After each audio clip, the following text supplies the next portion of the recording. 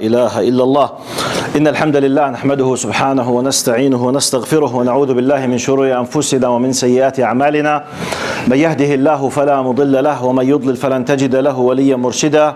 وأشهد أن لا إله إلا الله وحده لا شريك له، له الملك وله الحمد، يحيي ويميت وهو على كل شيء قدير. اللهم اقسم لنا من خشيتك ما تحول به بيننا وبين معصيتك، ومن طاعتك ما تبلغنا به جنتك، ومن اليقين ما تهون به علينا مصائب الدنيا. ومتعنا اللهم بأسماعنا وأبصارنا وقواتنا ما أحييتنا. اللهم واجعله الوارث منا واجعل ثأرنا على من ظلمنا، وانصرنا اللهم على من عادانا. اللهم ولا تجعل مصيبتنا في ديننا، ولا تجعل الدنيا أكبر همنا ولا مبلغ علمنا. اللهم ولا تسلط علينا بذنوبنا من لا يخافك ولا يرحمنا يا رب العالمين. أعوذ بالله السميع العليم من الشيطان الرجيم. بسم الله الرحمن الرحيم. والعصر إن الإنسان لفي خسر إلا الذين آمنوا وعملوا الصالحات وتواصوا بالحق وتواصوا بالصبر.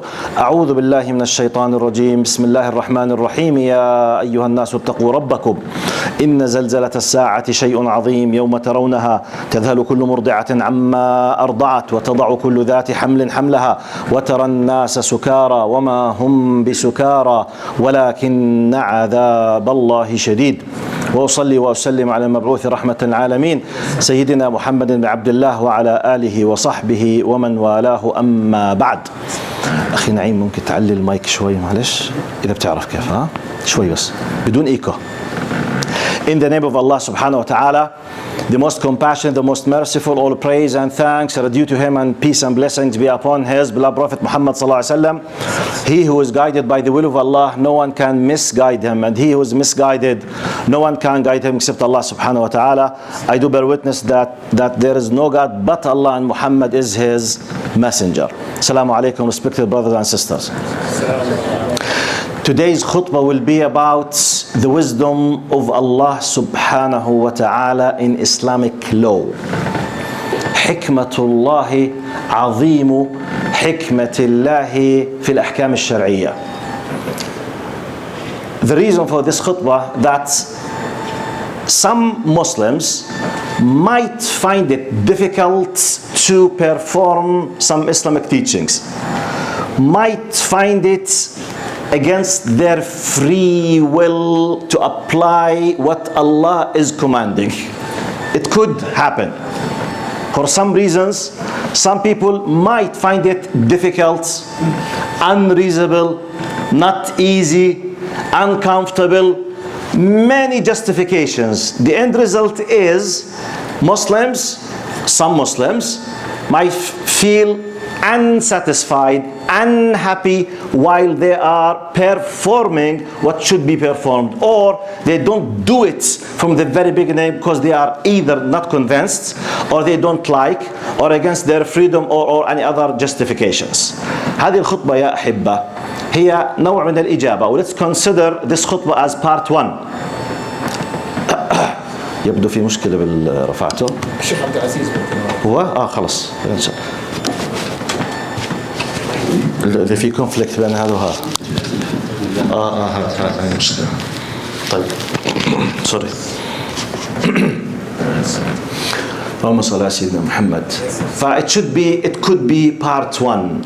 لذلك موضوعنا هو عن الله سبحانه وتعالى الحكيم حينما شرع لنا الأحكام الشرعية وقال افعلوا ولا تفعلوا، ممنوع مسموح، مرغوب مكروه. ما الحكمة من وراء ذلك? What is the wisdom behind the Islamic law? And I know every single Muslim on earth is in need for such clarification, but because we live in the West, we will be in a more need for that, because everything around you is pushing with the other direction. Everything is telling you, you are free, don't do it, it's up to you, it's what you think, it's restrictions. You know, the concept of freedom sometimes might be misunderstood or misapplied. So that's why, as I told you, khutbah, this place, basically one of its most important rules basically is the solve the misconceptions or try to clarify the misunderstanding that has anything to do with Islam. Now, I will read a post by one of the scholars from Egypt, Jazahullahu khairan, in Arabic, then I'll explain it in English, and it will be my introduction for this topic. أحد العلماء المصريين يقول: تخيل أنك تمشي في مكان ما، فإذا بك تقرأ لوحة مكتوب عليها ممنوع التقدم حقل ألغام. هنا يقول: ستشكر من وضع اللوحة ولن تفكر في أنها قد تحد من حريتك، بل ستفهمها على أنها ضمان لسلامتك. وكذلك الأمر في حدود الله ومحرماته، فهي لا تقيد حريتك بل تضمن سلامتك. Now the translation of what this Egyptian scholar says. He says, imagine yourself walking in the streets. You found a sign that reads or tells you the following: don't move forward, minefield. A field which is full of mines, which means explosive things. So if you kept moving forward, you could lose your life or part of your body, or something, a disaster will happen. So a sign reads, don't move forward, a minefield. He continues, he said, definitely you will not think that the one who put this sign is trying to restrict your freedom, but rather he's trying to ensure your safety. So rather than thinking, look, why he's putting, no, say thanks that you told me, a minefield. I might lose my leg, I might lose half of my body, I might be disabled of my life, or I might die simply. So instead of thinking why this person decided to put this sign, because it restricts my freedom, think about that it was placed there to ensure your safety. لضمان سلامتك. Then he continues, this is exactly أحكام الله وضعت لا لتقيد حريتك وإنما لتضمن سلامتك.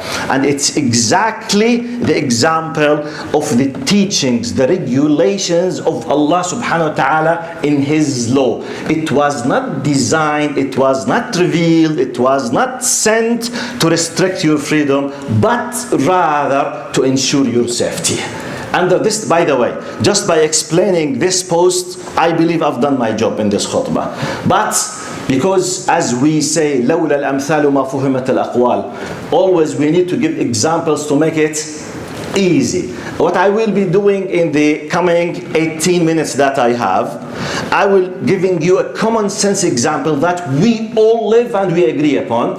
Then I will make an analogy to give you a few examples from the Islamic law. And by the way, one of the funny things that you need to explain to the people when you hear in the media, especially the American media, when they try to attack the Sharia law, be careful, they will apply the Sharia law. What is the Sharia law? It's the Islamic law. And by the way, the word Sharia means law. It's the law of the law. Look how ignorant they are. Sharia means, linguistically means the way.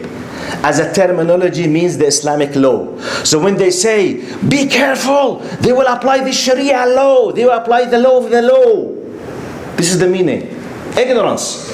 So basically, Islamic law is the Sharia. Sharia is the law. Law is the Islamic Sharia. So all of them, they are talking about the law of Allah subhanahu wa ta'ala. So be aware, be proud of what you have. Now, the common sense example that I always would love to use, traffic law. Look now, common sense. We have a traffic law. We have laws for universities. We have laws for schools. We have laws for everything. Is there anything on earth in this country that does not have a law? There is a law for families, a law for tax law, university law, acceptance law, laws. If you put them together, they will be, if I'm not exaggerating, thousands of articles and items. Am I exaggerating if I said hundreds? And I felt amazingly, as a new visitor, I'm trying to attend the exam of the G1 and G2, the full G for my driving. So I'm reading hundreds of questions, laws. Now, by law, you are not allowed to park your car more than 3 meters or up to few meters from the hydrants, for example, water. Because there, if you did so, you will be an obstacle in the face of the fire truck if there is a fire. By law, you are not allowed to move your car if you are watching or approaching a bus school with a flashing light. By law, you are not allowed to exceed or to over or to pass over or to take over or to pass a car if the line is completely solid. By law, you are not allowed. By law, by law, by law, by... What's this? Is this a law? Now, my point, this is the concept of law. Can we live without laws? The answer is no. Now, is it true that we are all satisfied with every single part of the law? The answer is no, definitely. Are you all satisfied with the speed limit, for example, as human beings? Especially the youth. He's laughing, okay? If it's up to youth, are they satisfied with the speed limit of 50 kilometers inside cities? 50, as we say in Arabic, زي الماشي على البيض. You know, in Arabic language, this is speed for many Arabs is like someone who's walking on eggs, which means very slow. There is no youth on earth will be satisfied with 50 kilometers as a speed for his car. He would love just, to high speed. But by law, you have to, what? To restrict yourself. If you don't, the law will be enforced against you. Who cares whether you like or you dislike? Who cares whether you love or care? Have the feeling that you will love, but obey the law. Am I exaggerating? Or this is the reality? Go to university law. You are not allowed to be a university student unless if you achieved X, Y, Z from marks, something, documents, blah, blah, blah. If you did not finish, is there any university in Canada or in the world will accept you if you do not finish school? You are not graduated from school. By law, you must. Is this illogical? By the way, it should not be, not necessarily it's logical. Now, mentally speaking, logically speaking, is it possible that someone who did not go to school to be genius and he can go through the university and be the first? Is it possible? Definitely. Is there any university who will accept him? No. So is it up to what you think he's a genius or up to the law? It's up to the law. You don't like it, who cares? Don't like it, but law will be enforced against you. You have to obey the law. Now, if you want to pay attention to what I'm telling, go to the tax law in Canada, in America, especially in the West. Tax law. May God be with your soul if you do not declare the money that you receive. And if you are captured doing so, really, may Allah be with you. May Allah be with you. And you know what I'm talking about. But are you satisfied with the fact to declare everything? Humanly? Are you satisfied? I don't want you to answer, but you know the answer. Every single person, if it's up to him, maybe he would love not to declare more than 10%. He would love to enjoy the rest. But by law, you have to do it. But this law has justification. The justification, if you don't pay the tax, where the services will come to you from? How will they give you an excellent roads? How will they give you health care, hospitals, universities, schools? How? If you don't pay. I don't like it. We don't care if you don't like it as long as you pay. Is this the case or not? This is the concept of law, which happens in every single aspect, in every single second in your life. You live it, you accept it, not you as an Arab, not you as a Muslim, as a human being living on earth in any country on earth, especially in the West. If that's the case, why, when it comes to Islamic law, some of us feel unsatisfied, unhappy? You know, Sheikh, but you know, if you dare to say this, do it with the laws that they are applied on you. Go and try to delete them, cancel them from life, if you can, if you have the courage to do it. Don't just put the power against Allah, because you will face a big problem.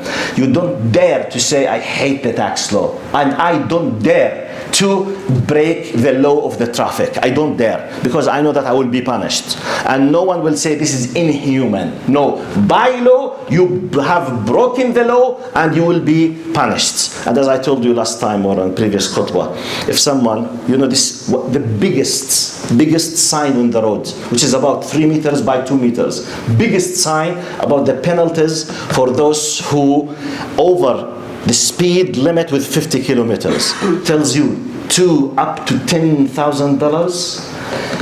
You might go to jail up to 2 years, suspension of your license up to 2 or 3 years. Just 50 kilo, and I've done nothing and I did not. Yeah, this is the law. Definitely, if it's up to us, we will hate it, but we obey the law. So I give you the justification as a common sense, that it's something part of your life. You live it in every single second, whether you are living in America or the United States, or in Canada, or living in Europe or anywhere where law is applied. This is the concept of law.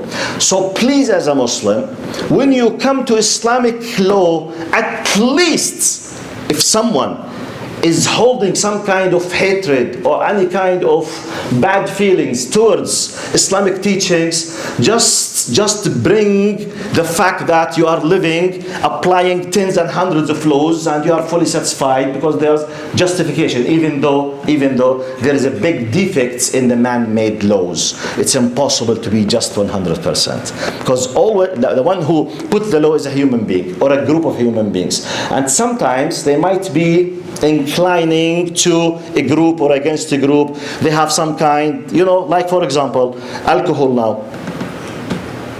Common sense tells you alcohol, it destroys everything. Now one of the simple proofs for that, if you are caught, if you are 16 or up to 19 or under 19 having G1, and if the percentage of alcohol is above 0, you will face a penalty and you might go to the jail, and suspension for above 0, which means nothing. You are not allowed to drink alcohol. But alcohol is allowed outside. If you want to drive, it's not allowed. It's prohibited by law. But it's allowed. Yes, it's prohibited by law. So why, when it comes to Islam, we say, I think, please, brothers, there is a lacking of spaces. Can you please come step forward? If you can squeeze yourself to your right hand, it will be okay as well. Squeeze to your right hand, and please step or 2 steps forward. Jazakumullahu khairan.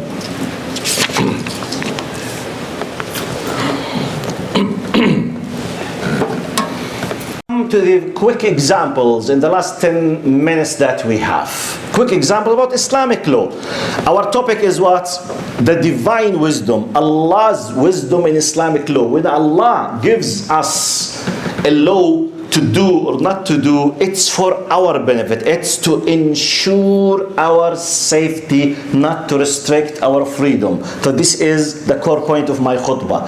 I take you back to the expression of that Egyptian scholar. He said, when you saw the sign of that tells you don't move forward, there is a minefield. It's not to restrict your freedom, it's to protect you, it's to guarantee your safety, it's to ensure your safety, not to make your life complicated or restricted.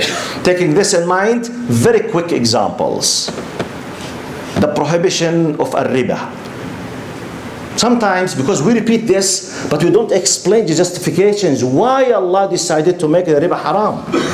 Why usury, riba, interest is prohibited. Why? Simply, in a very simple word, Allah created the money to be a means of exchange with goods, items, benefits, or for donations to help. Money should not be exchanged with money, because you will kill the life. Money is created by Allah to be exchanged, okay?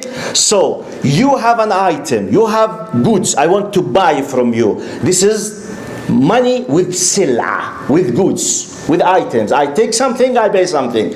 Buy 1. 2, money Exchange with services, benefits. You have skills, I don't have it. You can cut the grass outside you can remove the snow. You can fix my computer. I can't, or I don't have a time. So I pay you because you have done something as service.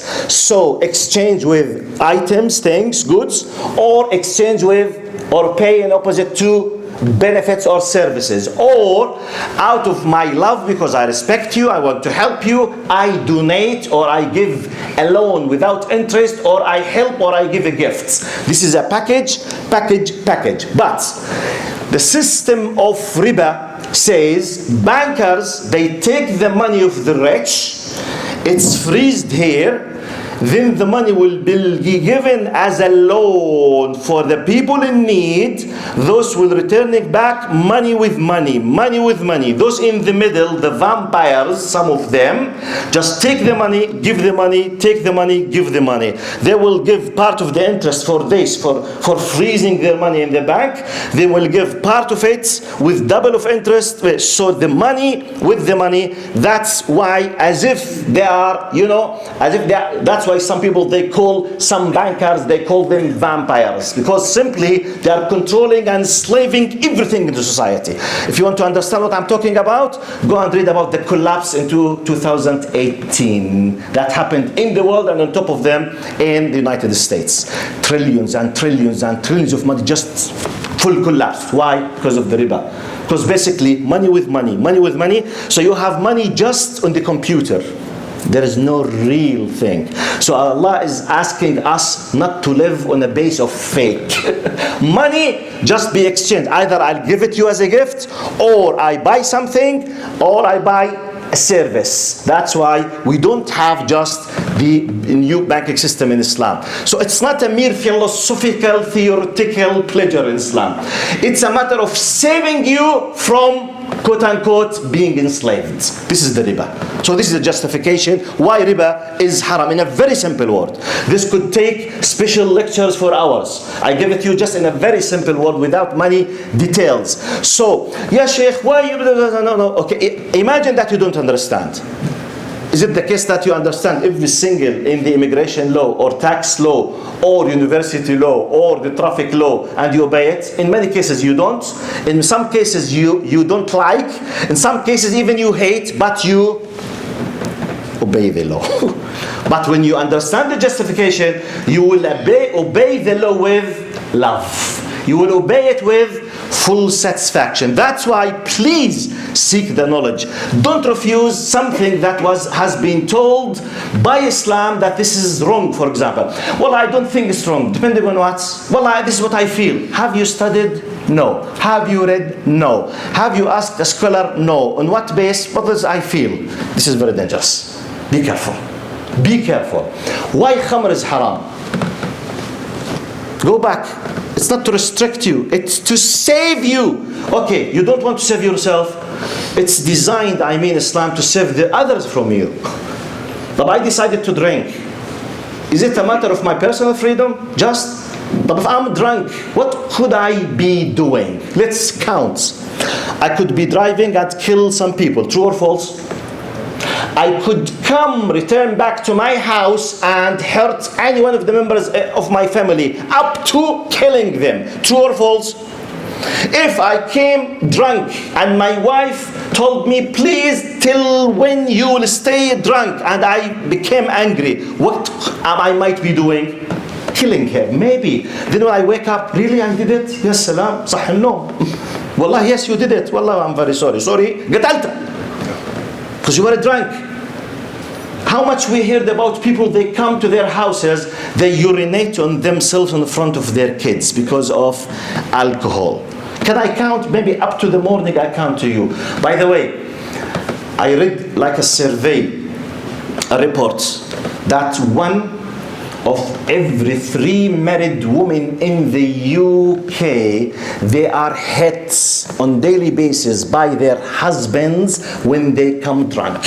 1 of 3, which means 33% of married British ladies, they are hit badly by their husbands when they are drunk. No one speaks about women's rights.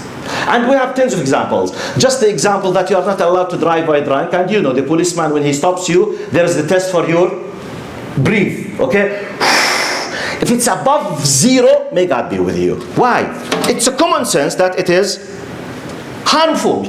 It kills. Okay, I don't care. No. You don't have your personal freedom. There is something beyond your personal freedom, the benefit of the others. What if we come to zina, fornication? Zina, why it's prohibited? I know it's a pleasure for a man and woman to sleep together, to have sex. I know. But who told you that regulations are designed just for your or my personal pleasure? It's designed to save the community, the whole ummah, the whole nation. Zina is prohibited, for example, because when Allah created us and He created the sexual, emotional desire in us, it's to keep the human race on earth and to do imara, development up to the day of judgment, not just to enjoy sex. No, this is a simple part, a drive that created to do the big act. So we need the families. So what is the harmful end result of zina, of fornication, of adultery? Destroying families. And I think you don't need me to tell you what families are suffering in the West, in general, in the world. Just to give you a simple example, I finish. I lived 6 years in the UK. Wallahi, billahi, tallahi. I reached to a level that it became part of my daily normal news that I read in the daily, at that time, more than 20 years ago. It was not, we didn't have the internet. It was normal paper, newspapers. So it's something very normal. But just to give you, 20 years ago, the population of the UK, it was 64 million when I was there. Now, according to them, 15 millions of them, they are above 65. Most of them, they live alone. 15. That's why they call it, in Arabic, al-balad al-ajuz. They call it the old country. At that time, I don't know now, 15 millions above 65. Most of them, they live alone. Most likely with a pet, a dog or a cat. Now, what is the normal thing that I used to read it nearly on a daily basis? A body of a man was found in his apartment because of the smell of rotten. The body was rotten, molded completely. They discovered because of the smell. Hello, please, police. I doubt there is something. They come, they break. He passed away 10 days ago, 15 days ago, 20 days ago, 25, completely rotten. You know, all amazingly. Wallahi, on daily basis we used to hear this. Why? Because there is no family. Why there is no family? Because some of them decided just to enjoy from the beauty of the relation of man and woman, just the sex. Maybe he has kids, but not necessarily with a family, with the restriction, with the responsibility, with taking care. So there are no ties. Why should I care if you just decided to bring me and then my mother, she wanted to do abortion, but then God decided that to live. Why should I have this kind of beautiful feeling toward you if you are my mother, or toward you if I'm my father? Why? Why should I? If you ask me by the 16th to leave my house, okay? To leave your house, go and take care of yourself. Why should I have this kind of feel of gratitude to you? Why? This is the destruction of the family. That's why when we understand that, now for example, fornication is haram, the adultery is haram, it's to preserve the family. So if you want to take care of the family, wherever you are, wherever you live, you must believe in the prohibition of zina. Understanding this, please don't let anyone tell you about the difficulty or the restriction of Islamic law. أقول قولي هذا وأستغفر الله لي ولكم. استغفر الله استغفر الله استغفر الله استغفر الله.